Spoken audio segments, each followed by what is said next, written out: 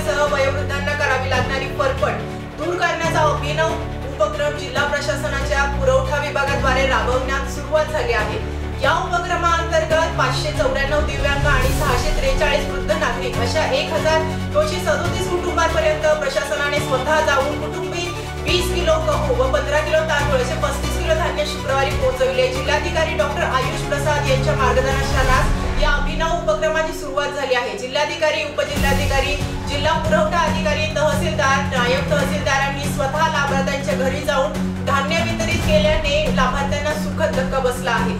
जिल्हाधिकारी डॉक्टर प्रसाद म्हणाले, शासनाच्या योजनांचा लाभ प्रत्येक पात्र नागरिकांपर्यंत पोहोचवण्यास प्रशासनाचे प्राधान्य असणार आहे। दिव्यांग आणि ज्येष्ठ नागरिकांना केंद्रावर जाण्याची गरज पडू नये याकरिता आम्ही घरपोच सेवा देणे सुरू केले आहे। प्रशासनाकडे बघण्याचा दृष्टिकोन बदलण्यास मदत होणार आहे।